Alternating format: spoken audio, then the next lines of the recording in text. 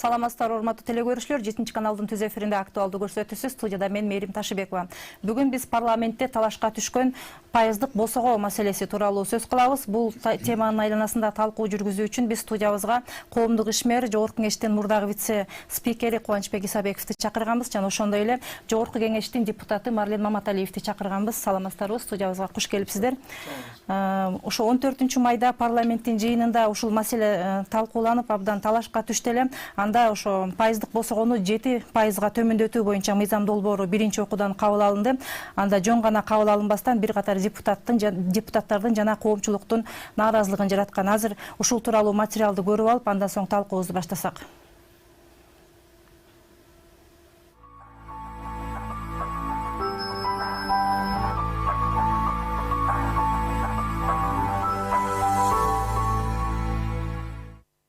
Кыргызстан 2009 жылдан бери партиялык система менен келатат. Бирок айрымдар мындай түзүлүштү сынга алып, анда аймактардын кызыкчылыгы аз болуп, парламентке өтүүгө байларга гана шарт түзүлүүдө деген пикирди айтып келишет. 2017 жылы президентти жана Жогорку кеңештин депутаттарын шайлоо боюнча мыйзамга өзгөртүү киргизилип, парламентке шайлоо босогосу 9% кылынган. Бул партияларды ирилештирүү максатында кабыл алынган эле. Азыр 9%, 7%, 5%, жада калса 3% деген дагы мына пикирлер айтылып жатат. 9% демиле келет. Аны колдогондордун оюн эске алсак, негизги аргумент партияларды ирилештирүү максаты болгон. Оба бул загалдык муктаж, бирок буга саясий күчтөр даярбы? Маселе ушунда болуп турат. Коомчулуктагы талкуу көрсөткөндөй, саясий күчтөр, партиялар, партия лидерлери буга даяр эмес. Жашыргандан да бизде элибизде жакшы сөз бар го. Эки кошкордун башы бир казанда кайнабайт дейт. Бизде мына ушундай эле. Ар бир саясатчы өзүн лидер катары тааныйт. Айрымдар бир партия 9%дык босогодон өтүү үчүн 170 миңден ашуун добуш алышы керек экен деп эсептеп чыгышкан. Мынча добуш алуу өтө оор. Демек, мындай жол менен парламентке жалаң олигархтар гана келип, жаңы түзүлгөн жаш партиялар өтпөй калат экен деген пикирлер басымдуулук кылып келген. Бул боюнча мамлекет башчысы Сооронбай Жээнбеков да парламенттин жалпы жыйынында сүйлөп жатып, өз пикирин билдирген. Президент босого чегин 9% кылууга саясий күчтөр даяр эмес деп эсептейт. 7% бул биз басып өткөн сыноодан өткөн жол. 5 жана 3% айткандар жаштарга мүмкүнчүлүк берели деген элдин кулагына жана жага турган аргументтерди айтууда. Бирок чынында жаштарды бетке кармап алып, бул жерде деле өз камылгасын көргөн жайдарлар болуп жатат десек жаңылышпайбыз. Өткөн аптада шайлоо босогосу боюнча маселе кайрадан талкуунун чордонунда болду. Талант Мамытов баштаган депутаттар тобу шайлоо босогосун 7%га түшүрүү боюнча мыйзам долбоорун даярдап келген. Бирок анда айрым депутаттар регламент сакталбай жатканын айтып нааразы болуп чыгышты. Себеби 7%дык босогону сунуштап жаткан депутаттар аны тиешелүү комитетке сунуштабай туруп, түз эле жалпы жыйынга алып чыгышкан. Буга чейин 5%дык босогого төмөндөтүү боюнча мыйзам долбоорун сунуштап, тармактык комитеттен жактырылган мыйзам долбоорун алып келели деп турган эл өкүлдөрү мындай акыйкатсыздыкка нааразы болуп чыгышкан. Бирдей мыйзам, бир-бирине өзгөртүү сунуштап атабыз. Биздики дагы бир нерсе кошулат, жанагы күрөөнү бир аз төмөндөтүү. Биз 5% деп сунуштадык, ошону экөө чогун коюш керек да. Ошондо депутаттар көпчүлүк добуш менен чечет. Биринчиден күн тартибинде кечөөндө бүгүн да жок болчу. Эртеменге чейин жок болчу. Мындай орчундуу маселе комитеттин кароосунда да болгон эмес, Канат Керезбекович. Мындай орчундуу мамлекетке чечим чоң мындай өзгөрүүлөрдү алып келе турган мыйзамды отурум өткүзүш керек. Сиз опросный путем эле алып келатасыз. Экинчиден, Канат Керезбекович, 5% боюнча ноябрдан коомдук угуу болуп, 6 декабрда төрага жөнөтүлүп, сизге жөнөтүлгөн. Кереги жок заключенияларга сиз жөнөтүп өкмөткө, кереги жок. Мыйзамга талап келбеген нерселерге жөнөтүп атасыз.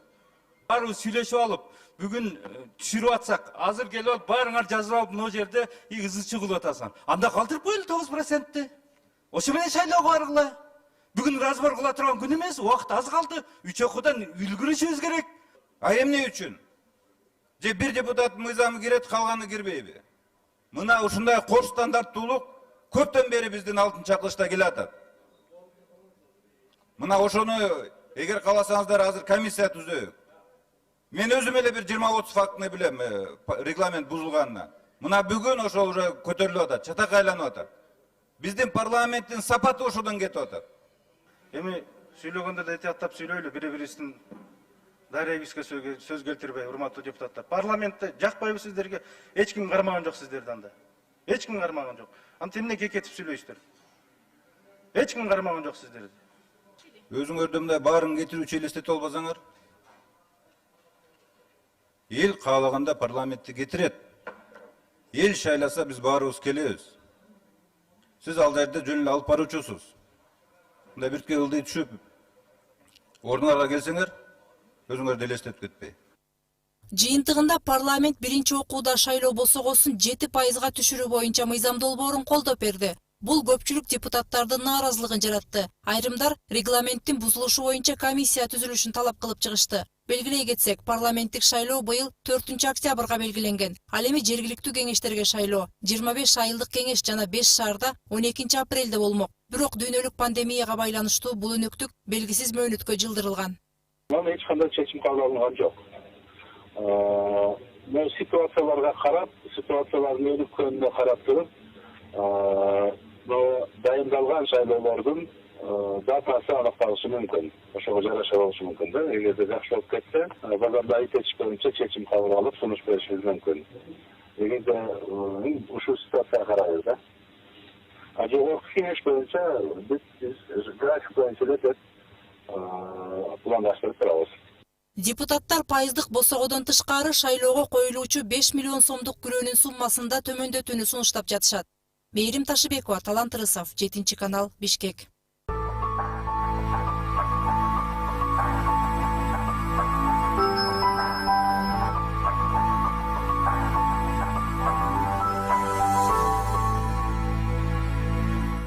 Марлен мырза, сиз дагы ошол 7%га төмөндөтүү боюнча мыйзам долбоорунун демилгечилеринин бири экенсиз. Анан ушул мыйзам долбоорунун регламентти бузуу менен кабыл алынды деген ушундай бир айыптоолор айтылып атат. Facebook тармактарында дагы сиздерге абдан чоң таштар ыргытылып атат да. Ошону түшүндүрүп кетсеңиз, чындыгында эле регламент бузулду беле ошондо? Биринчиден, негизи жогорку кеңеште кандайдыр бир мыйзам болбосун, анын баардыгы өзүнүн ирети менен кабыл алыныш керек. Бул эле мыйзам боюнча эмес, жалпы айтканда деле өзүнүн регламенти бар. Ошол боюнча ар бир мыйзамдар кабыл алат. Эми бул мыйзамга кайтып келсек, бул мыйзам өз убагында өтө мындай маанилүү белгилеп кетиш керек.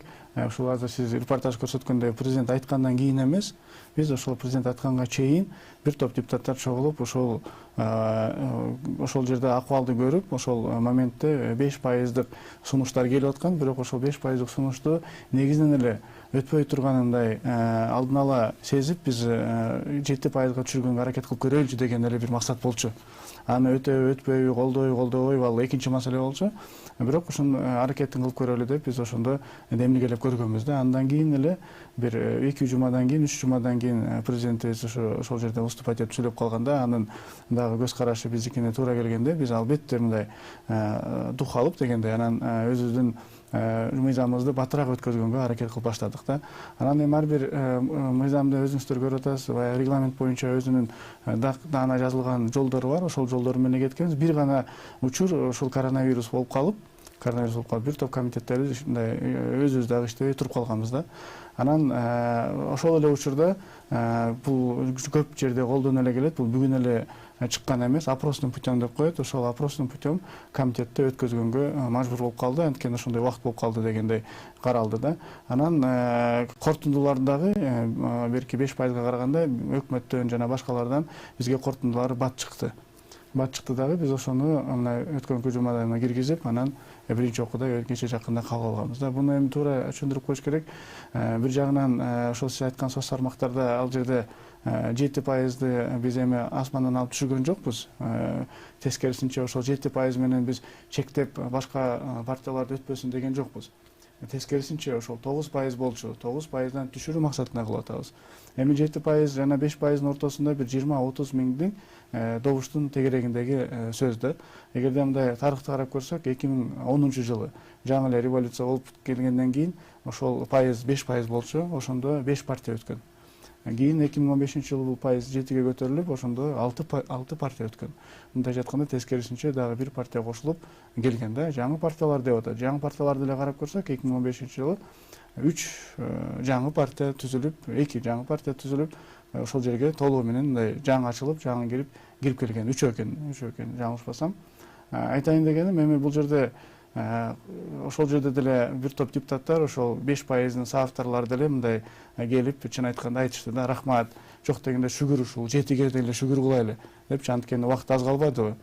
Ошого шүгүр деп атышканда, анткени ал жерде дагы бир мындай оюн болоюн деп кетти. Азыр деле 9%-ды колдогондордун саны ал жерде жетиштүү деп айтсам болот. Дагы деле ошол кечеги ситуациянын жакшы бир барып токтоп калды. Токтоп калбаса, ошол жерде ушундай сценарий дагы каралып аткан. Ушундай учурда азыр мейли макул 7% болбойт экен, анда биринчи 5% киргизгиле деп туруп, биздикин чыгарып туруп, 5%-ды кайра киргизип, 5%-ды киргизе алгандан кийин ал өтпөй калып, анан кайра биздикин киргизип, айтор убакыт өтүп кетип, 3 окууда тең өтпөй калып, анан аягында могу 5%-дын соавторлору күнөөлүү деген дагы бир мындай комбинация каралып аткан, чын айткандачы. Ошого биз шашып кетип, жакшы кечээ жаңжалыбыз бир күндө эле бүтүп калып, биз ушуну алып кеттик да. Эми ойлойм, негизинен эле бардыгыбызга эгерде бул керек болсо түшүрө турган маселе ошол эле 5%-дын авторлорун бизге кайра бириктирип, ушуну өткөзгөнгө аракет кылышыбыз керек деп ойлойм да. Мына Кубанычбек мырза, сиз дагы ошол 5%-дык босого дегенди туура көрүп, ошо депутаттарга кайрылуу жасаптырсыз. Ошол көз карашыңыз кандай жана ошол жүйөлөрүңүздү кандай жүйөлөр менен бекемдейсиз, ошону айтып кетсеңиз. Бардык эле жарандар өзгөчө жогорку жактагы өкмөт болобу, жогорку кеңеш болобу, президент болобу, сот бийлиги болобу элге иштеш керек. Бул жерде эми эң негизгиси бул өтө маанилүү мыйзам ушул туруп атат быйылкы жылычы. Мына эми пандемия болуп атат, ого өтө эл кыйналып тургандан ошол азыркыдай ал тургай мен Тазабеков мырзанын айтканын уктум, 11-ге чыгаралы дегендечи. Ким кепилдик бере алат ошол 11 менен же 9 менен же 7 менен тынч өтөт дегенчи. Мамлекеттин келечегин ойлосок, анда эмнеден коркот бийлик? Мисалы ошо 5-ке түшүргөндөнчү.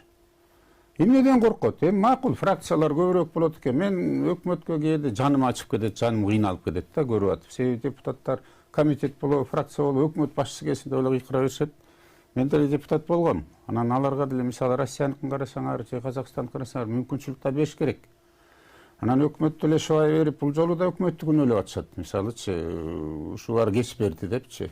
Өкмөт кимдики? Бул жогорку кеңештики. Ар бири деле эми эсиңиздердеби, даже гезиттерден өйдө бөлүп алышпады беле, силердин коллегаларыңардан өйдө делечи. Анан өзүнүн кемчилигин билбей туруп эле бирөөнү шылтап кереги жок. Андан сырткары мындай болот атпайбы? Эл үчүн иштейлик десек, эмне үчүн макул ошол азыр инибиз айткандай 7% менен деле 6 келди дегенгечи. Бул жалпысында андай болбойт. Азыр эң чоң каражат сарптала турган жогорку кеңеш келет. Мондай кыйналып турганда азыр эл такыр эле акчага добушун бербейт дегенден алыс болушубуз керек. Баары ачка турган кишилерге берсе ыраазы болот. Бирок 5-6 жыл андан кийин мурдубузду чукуп отургандан көрө эмне үчүн биз коркобуз? Ошол мисалы көбүрөөк партиялар келсе, жеке эле жаштар эмес профессионалдар да келсин. Карылар келсин, себеби жогорку кеңеш мындай институт. Ал жерге мисалы мен 21 жаш дегенге каршы элем. 21 жаштан депутат болуп келген. Ал деген 18 жашта мисалы мектепти бүтсө, 11 жыл окуп атат. Даже жогорку билими жок келген киши, тажрыйбасы жок келген киши кандай мыйзам чыгарып, кандай элдин талабын талаша алат? Мен каршы эмес жаштан, жок дегенде ошону 25-ке чыгарса. Эң негизгиси азыр мына каалабайбы жогорку кеңеш бул законду кабыл алыш керек. Кабыл албай 11 менен деле бүт көрөбүз дегенде болбойт да. Эртең эл талап кылып сурап алат да. Азыр жогорку кеңешке нааразычылык аябай көп. Жогорку кеңеш бул эң открыт институт, ачык. Өкмөттөн мурун баары буларда көрөт, буларды шылайт, буларды жакшы көргөнү бар, жаман көргөнү бар. Ошол эле маалда кичине элге да иштеп коюш керек да. Анан жалаң эле байлар келели деп анда келгиле айтылып аткан 4 партия келет экен дагы. Болду ошону менен. А ким анан мамлекетти тартып келе алат? Арасында азыр көрүп атпайсыздарбы? Мен деле депутат болом, менде да кемчилик бар. Ининде да бар, сизде да бар. Бирок жазып бергенди окуй албагандар болуп атпайбы? Анан мен дагы бир нерсени айтып коеюн. Биз жогорку кеңеште өзгөчө конституция, анан регламент жөнүндө закон менен иштеш керек. Анан жарандык кодекс жөнүндө да закон бар. Мисалы сизден арыз түшсө, өкмөт көпчүлүк маселелер боюнча 1 айдын ичинде жооп бериш керек. Эми үчүн коомдук талкуудан чыккан мыйзам, андан кийин долбоорду декабрда сунуштап атса, төраганын акысы бар 2 күндүн ичинде ал тиешелүү бөлүмдөргө жибериш керек. Андан кийин анын таянага келгенден кийин 2 күндүн ичинде баш. Мисалы, бул регламент жөнүндө закондо жазылып турат. 55-беренесинин 5-пунктунда. Эгер мыйзам долбооруна каражат жагы белгиленбесе, анда өкмөттөн сөз таянагын сураш керек, заключение сураш керек. А бул жерде сиздер бекиткен өткөнкү жылкы бюджетте жазылып турбайбы 560 миллион сом борбордук шайлоо комиссиясынын эсеп кысабына бөлүнүп турат. Буга эч кандай өкмөттүн заключениеси кереги жок. Бир чети, экинчиден конституцияга баарыбыз баш ийишибиз керек. Эмне үчүн конституцияны өзгөртпөйсүздөр? Конституция Кыргызстан бир жалгыз мамлекет, конституциянын нускасы да жоголуп кеткен. Эмгиче чейин накта конституция бизде жок.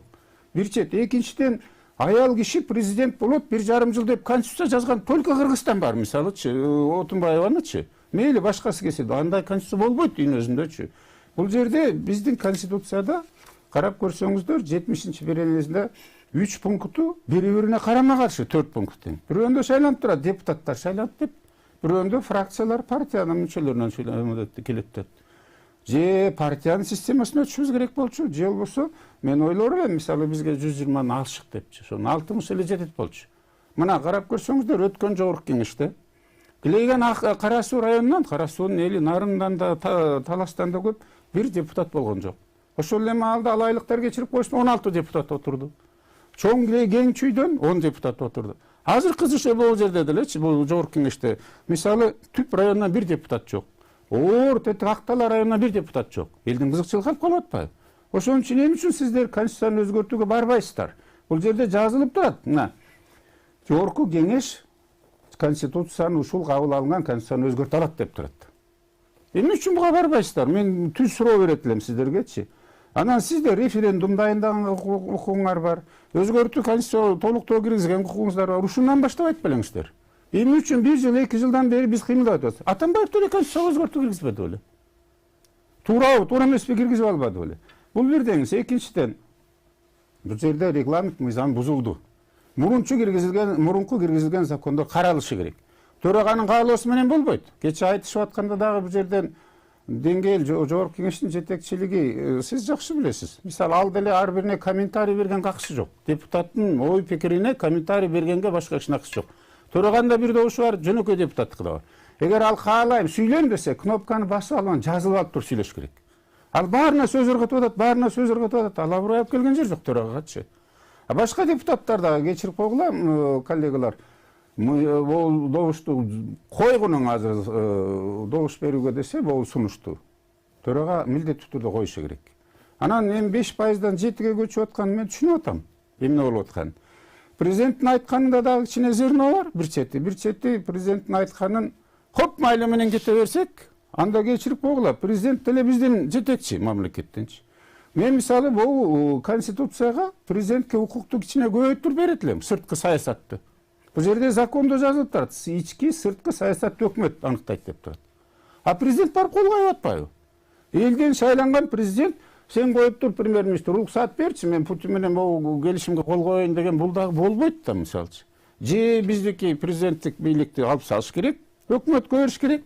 Мына Армения иштеп атпайбы? Билеген Америкада премьер-министр жок, вице-президент бар, өкмөт башкарат. Өкмөт мүчөлөрү дагы аз. Анан мен сиздерге сунуш кылар элем, урматтуу депутат иним. Системаны өзгөртпөйсүздөрбү? Силерде канча комитет, канча бөлүмдөр бар. Азыр момундай ыл кыйналып турганда, жок дегенде бир айда бир күн иштеп атасыздар, айлыгыңыздардан отказ кылбайсыздарбы? Жок дегенде ушунча аким мэрлер бизге керек, ушунча өкмөт мүчөлөрү, департамент, улардын баарын ушу 100төн ашып кетти.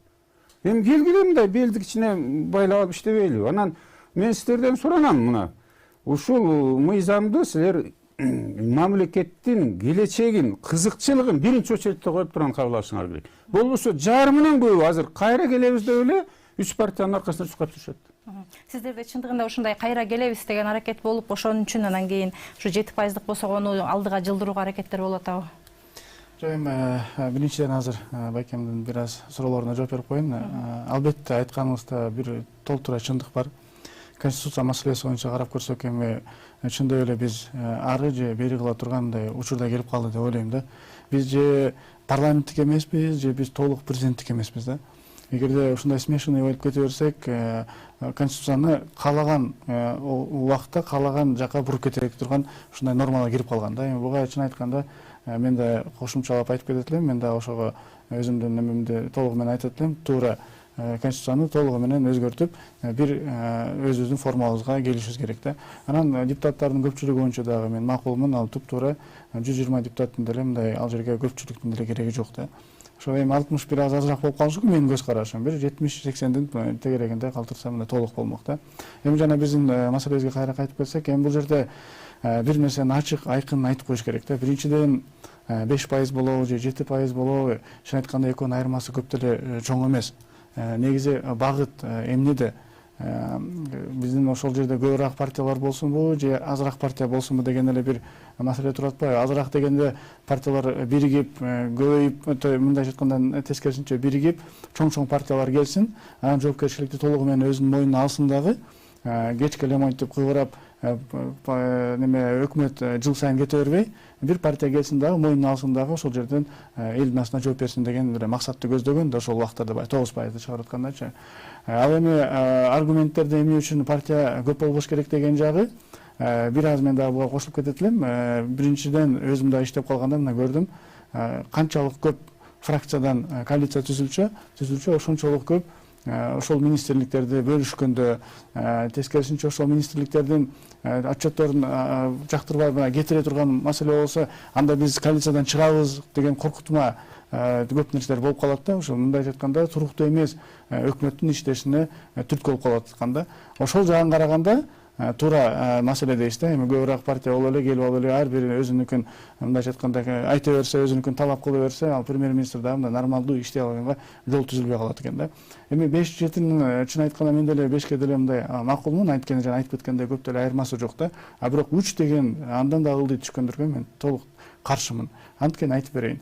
Мына сиз айтып калдыңыз кара суу депчи, ошо кара сууда деле керек болсо анда мындайча регионалдык мындай партиялардын түзүлүшүнө түрткү болуп калат да. Анткени болгону эле бир 50 000 60 000 голос алганга жол түзүлүп калат.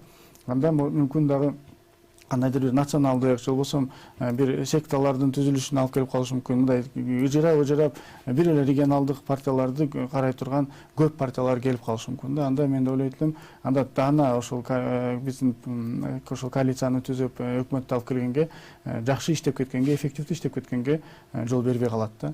Мен ушул жагынан каршымын. Эгерде 5 же 7 болсо, бул көп деле айырмасы жок. Мен айтып кеткендей 20-30 миңдин тегерегинде эле гол болсо, анда толугу менен алып кетсек болот эле. Бирок дагы бир нерсени чындыкты айтып коюш керек. Бул эми өтө маанилүү өзгөртүү. Өтө маанилүү өзгөртүүгө президенттин ой пикирисиз өзгөрткөнгө мындай бара албай турган механизм да. Анткени 80 голос алыш керек.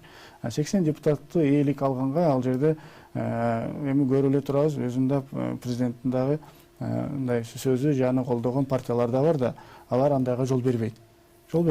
Биз ошону көрүп туруп, 5% өтпөй турганын сезип туруп, анан биз кичине болсо да жок дегенде 7ге түшүрүп көрөлү деген болгон ниет болчу. Анан биз келели же биздин партия өтүп калсын дегенден биз алыспыз. Биз мисалы Республика партиясы 5% болобу, 7% болобу, керек болсо 9% болсо, биздин мурдагы 2015 жылдагы көрсөткүчтөр боюнча биз 9% деле өтүп кете беребиз да. Маселе анда эмес, маселе тескерисинче ошол колдон келишинче түшүргөнгө аракет кылып калалы деген. Эми жеке менин өзүмдүн ниетим ошондой болчу. Мүмкүн башка ошол жерде 20 депутаттай кол койду, башка депутаттардын мүмкүн ниети башка болгондур. Мен жеке өзүм ошол 5-6 депутат менен кол коердун астында сурап, аракет кылып көрөлү деп мындай өзүнчө отуруп макулдашып анан кийин киргизгенбиз. Андан кийин гана жана депутат жана айтып кеткендей, президентибиз выступать эткенде биз бир аз уже мындай толугу менен ишеним пайда болуп, анан өткөзө баштадык да. Анан дагы бир нерсе, мыйзамдардын жогорку кеңеште өткөрүлүшү авторлордон да көп нерсе зависит этет да. Канчалык ошол авторлор кызыктар болуп, өздөрү тез чуркап, тез өткөзө турган болсо, тилекке каршы бизде ошондой бюрократия түзүлүп калган. Айрым мыйзамдарды карап көрсөңүз, бир 5-6 айлап жата берет.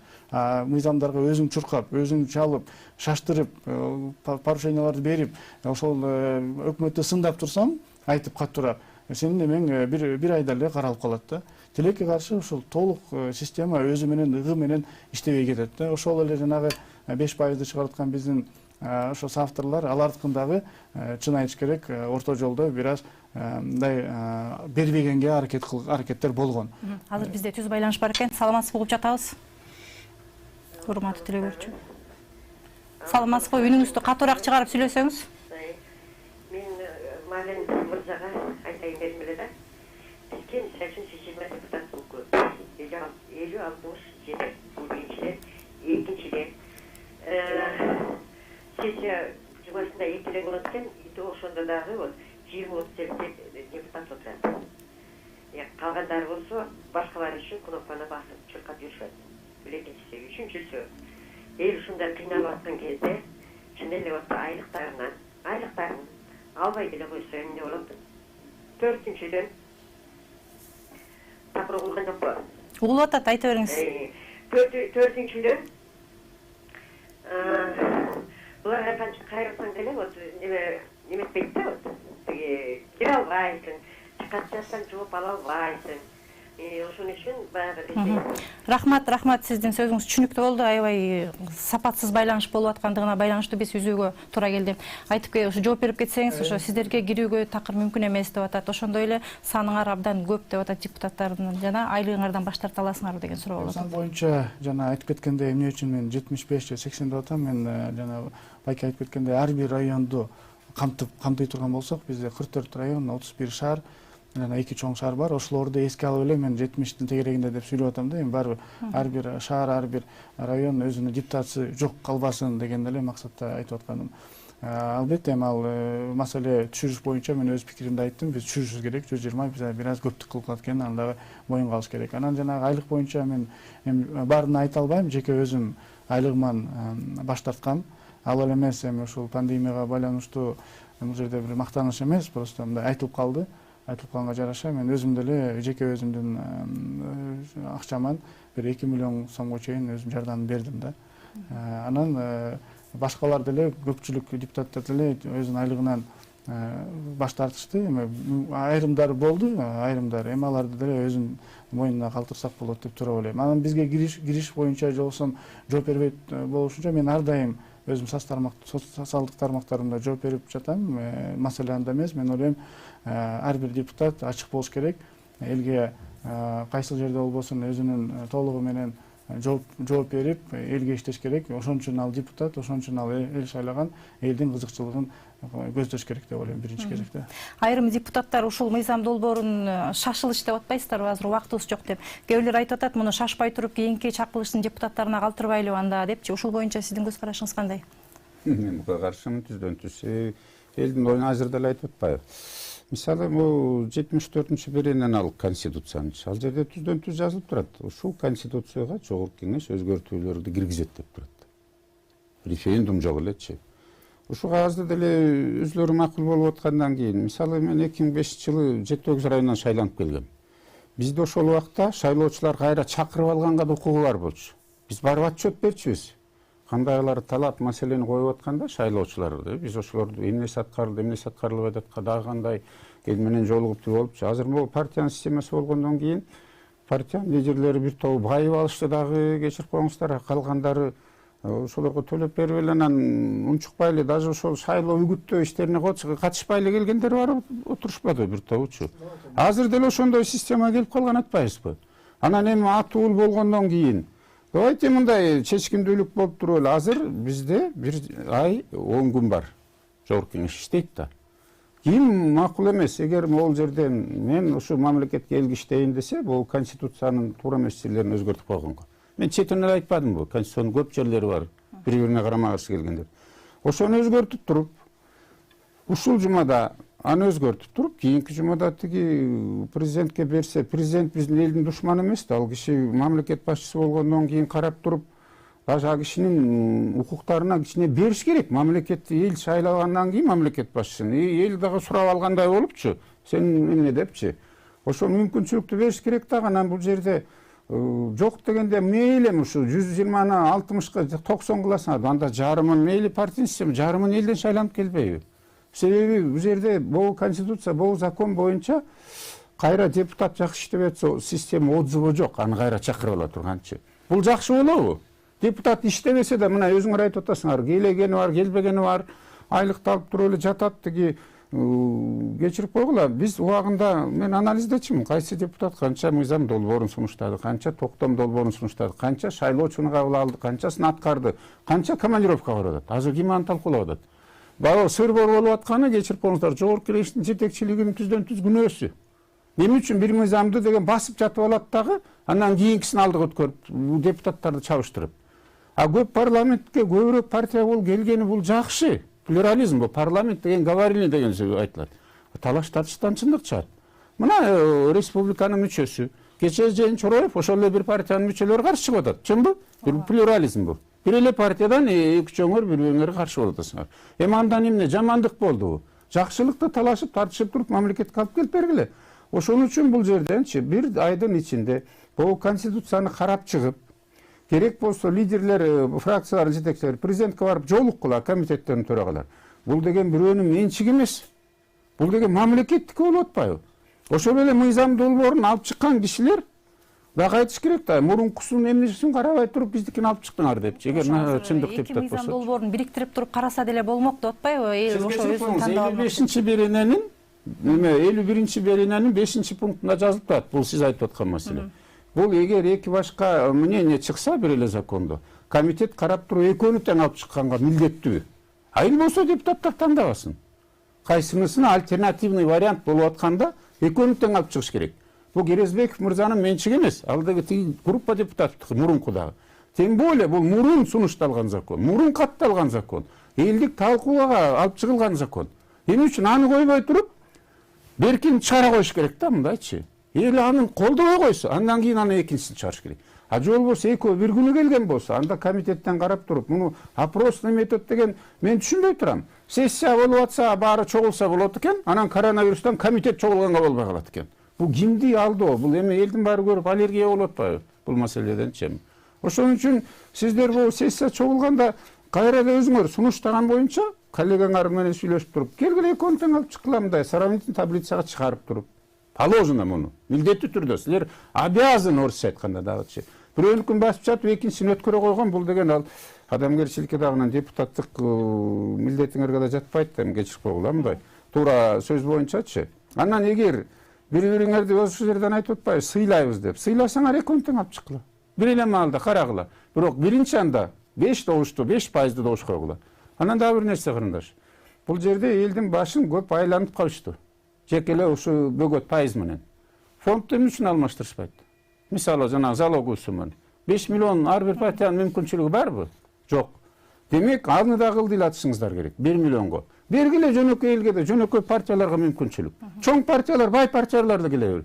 Андан сырткары бир сунуш айтарлы. Эми конституцияны өзгөртөсүңөр жокпу, канча кечирип койгула. Эгер сиздер ушул регламентти бузуу боюнча бул 7% менен алып чыксаңардар, кечирип койгула, мен кийинки жумада сотко берем жогорку кеңешти.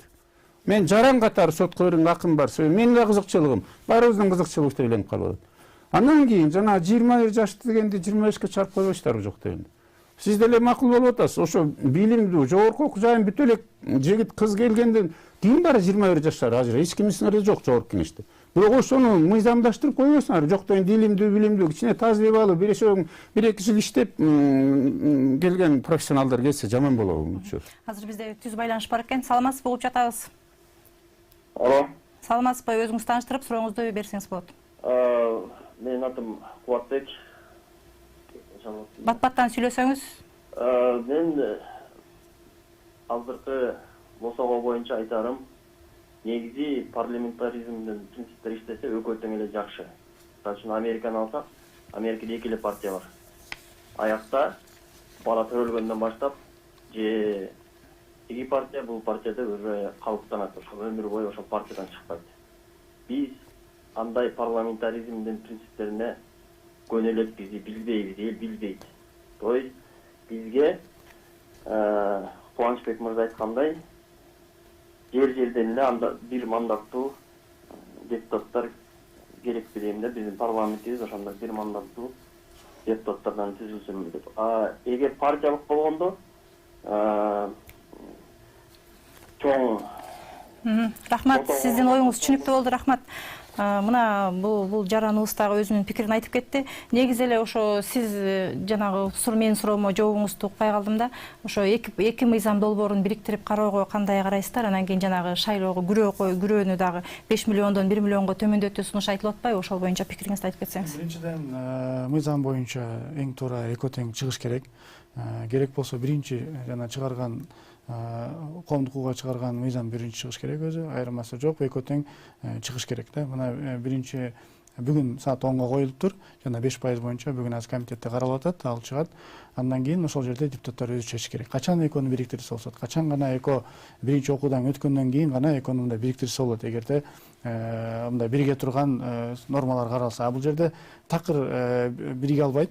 Биринчиден, экинчиден бул жерде бирге турган эле бир эле нормасы бар. Жанагы экинчи өзгөртүү, жана сиз айткан 5 миллиондон 1 миллионго чыгып турганды биз туура деп туруп, кабыл алып туруп, ошону бул жака кошуп коюп туруп, анан бириктирип, экинчи окууда бириктирип алып кетсек болот да.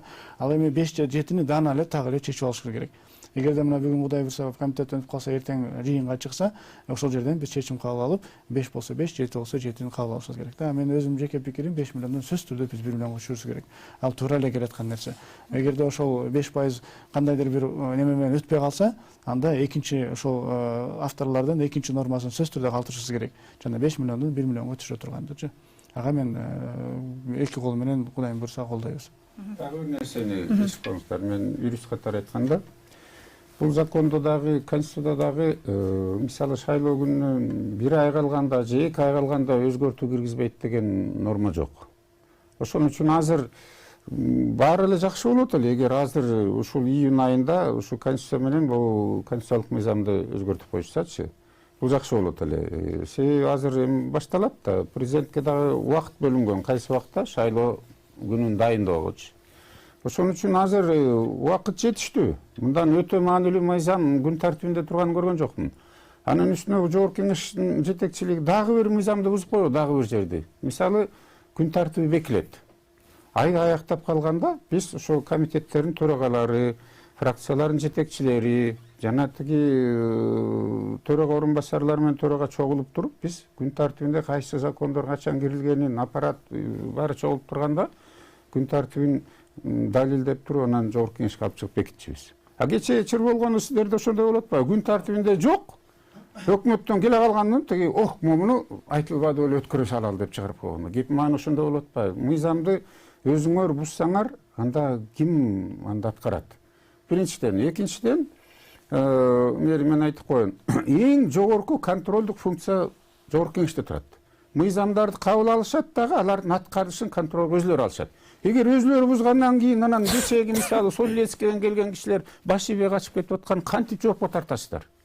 А дегенде келгиле өзүбүз баш ийелик мыйзамгачы. Анан изилдешиңиздер керек, бул конституциянын негизгиси кайда негизичи? Мисалы биз бүт дүйнөсүнө шылдың болуп атабыз. Азыр кайсы конституциянын негизинде биз шайлоого баратабыз? Эмне болот бул? Андан көрө азыр өзгөртүп толукта киргизип туруп, мына жаңы конституция деп койсоңор жакшы эле болот эле дейм да. Эми азыр чын айтып коюш керек, конституцияны өзгөрткөнгө негизинен эле туура өзгөртүш керек. Бирок бир жагынан биз жетишпей калышыбыз мүмкүн да, Кубанычбек апа. Анткени 1 ай коомдук укугга чыгыш керек, анан 1 ай 10 күн калса, 10 күндө аны 3 окууда деле алып алган учурлар болгон, бирок мындай мыйзамды, мындай учурда ага эч ким барбайт деп ойлойм да. Негизи буга кайтып келиш керек. Менен бул созуп успейт этпесе дагы кийинки созувда сөзсүз түрдө буга кайтып келишибиз керек. Негизи эле эл буга чекитти коюш керек. Анан эми биз бир нерсе болсо эле баягы президенттер дагы мүмкүн азыр мындай дагы неме ой пикир пайда болуп калышы мүмкүн да. Ар бир келген президент эле өзгөртө берет экен депчи. Ушундай болбош үчүн биз негизинен эле толугу менен эле бир точка коюп, чекит коюп, бул конституцияга бир формабызды аныктап алып, эл менен чогуу, анан бир точка коюп, тийбей турган кылып бир четке коюп коюшубуз керек болуп калды да. Азыр бизде түз байланыш бар экен, саламатсыз болуп жатабыз. Саламатсыздар. Саламатсызбы? Өзүңүз тааныштырып сурооңузду берсеңиз болот. Жылдызбек, Ак Ордодон. Анан чоң мен сизге кааларым ден соолук, ушундай тыкан кыздарып кетсеңиз да, мыкты Кыргызстан элдин колдогон эмеси. Анан мен айтарым, 120 депутат көптүк кылбайбы депчи. Рахмат. Рахмат. 120 депутат көп эмеспи деген суроо. Бул суроого жооп беришти жогоруда. Андыктан кийинки суроого өтө берсек, 2010 жылы шайлоо босогосу 5% болгон туурабы? 15 жылы 7%га жогорулаган, 17 жылы 9%га жеткен. Демек, биздин кыргыз эли ушул жолдун баарын басып өткөн экен да. Анан кайра артка кетүүнүн себеби эмнеде деп ойлойсуздар? Тажрыйба жашоо көргөздү да. Негизи мен бир мандат округтан келгем 2005 жылычы. Жети Өгүз районунан шайланып келгем. Биздики ошол убактагы азыр легендарный парламент деп биз легендарный парламентти көп айтабыз. Бирок легендарный парламент деле коммунисттик партиянын системасынын тизмеси менен келген убагында. Бирок алардын багына ошол убакта союз тарап, баягы эгемендүүлүк декларациясын кабыл алып, тууну бекитип, гербти, гимнди, сомду кабыл алган легендарный болуп калды. Бирок күчтүү парламенттердин бири ошол элден шайланып келген болчу. Анан бул жерден өкмөттүн да коркунучу бар. Мүмкүн президенттики дагы бардыр. Эмне үчүн бул райондордон шайланып келгенге каршы болуп атабыз? Бизде 75 депутат болчубуз, 7 комитет бар болчу болгону. Жетиштүү болчу. Андан кийин мына сиздер жана 2009 жылы партиялык система келди деп калдыңар. Фактически 2007 жылы келген декабрдачы партиялык система мененчи. Андан кийин бул партиянык бизге эртерээк деп ойлойм. Азыркы угарманда туура сурап берип атат. Себеби элдин кызыкчылыгы алып калып атпайбы? Анан дагы бир жолу кайталап коеюн. Жакшы иштеп аткан депутатты кайра чакырып алып башка кишини киргизүү болбой калды азырчы. Андай мүмкүнчүлүк жок. Только партиянын лидерлери анан алмаштырып коюп атат. Мисалы азыр экөө келбеди жаңыдагычы. Мурун депутат болгон жигиттер кайра келди. Иштесин, пожалуйста, мейли. Бирок азыр могу жерде мамлекеттин кызыкчылыгын ойлосок, могул жерден сөзсүз түрдө жок дегенде жарымын эгер 120-ны алмаштырбасаңар, конституцияны тигизе жылдырып атпайсыңар. Карап көрсөңөр, 3 окуудан кем эмес тартипте кабыл алынат конституция закон боюнча. Силердин укугуңар болуп атат, ушул конституцияга өзгөртүү киргизгенге мүмкүнчүлүгүңөр бар. Эгер азыр алып туруп 3 окуудан өткөрсөңөр эч ким каршы эмес. Силер 3 окуу демек 4 айдын ичинде өтөт экен. Бизде 4 ай при желании кабыл алганда. Кээде силер бир күндө 3 окуудан өткөрүп жатпайсыздарбы? Кээдечи мыйзам бузулуп атат. Өзүңөрдүн партиялашыңарда кечээ Бокоев мырза айтып атат. Мындайларды мен 20-сын санап берейин депчи. Өзүбүз бузсак ошондой болуп калат атпайбы? Анан муну уктап жатып албадыкпы бул конституцияны өзгөртүш боюнчачы? Эмне үчүн кийинкиге калтырышыңар керек? Мурунку жогорку кеңеш дагы ушуну, мисалы суу кодексин дагы улам жылдыра берип, эл бокуй мага добуш бербей койсун деп, ушуга барып калдык. Азыр деле өзгөртсөңөр болот болчу. Эми жок дегенде ушу 70-берене менен 74-беренен конституциянын. Анан президентке кичине полномочия бергенди.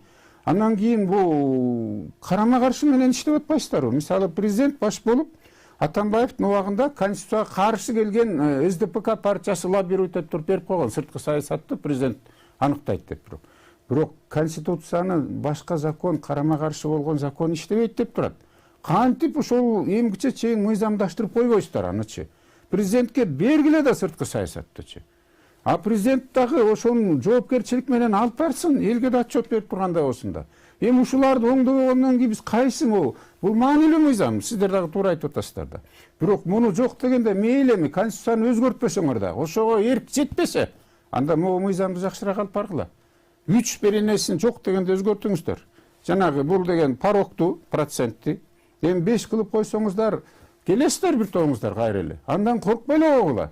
Келбесеңер дагы мейли элге иштей бергиле башка кызматтарга барып турупчу. Татыктуулары келсин ошол. Партиялар көбөйсө сүйлөшүү жолу менен анан келген сайын эле тиги өкмөт отставкага кете берет экен, фракция тарап кетсе деген кандай азыр 2 жылдан ашты өкмөт иштеп атат. Сүйлөшүү жолу менен барып атат. А кээ бир партиянын мүчөлөрү бул законду уруксат берген. Эгер фракциядан чыгып кетип өзүңөр группа түзгөнгө. Чынбы? Чындык. Иштей берсин да эгер каалабаса, бир пикир алыша албасачы. Ошон үчүн жанагы акчасын дагы караштырып көрүш керек, 1 миллионго түшүрүш керек. Жанагы жаш жагындагы анан бул аял кишилерге, жаштарга деген проценттерди мен мисалы колдоор, бул сөз керек. Кыска жооп берип кетсеңиз, биздин убактыбыз 1 мүнөт калыптыр. Бул мен негизги азыркы учурда партиянын системада бир үчүнчү жагын айтып кетейин дедим эле да. Бизде азыркы учурда мындай золотой мандат деген бир түшүнүк бар да. Кийинки 20-жылда бул сөзсүз түрдө колдонулат.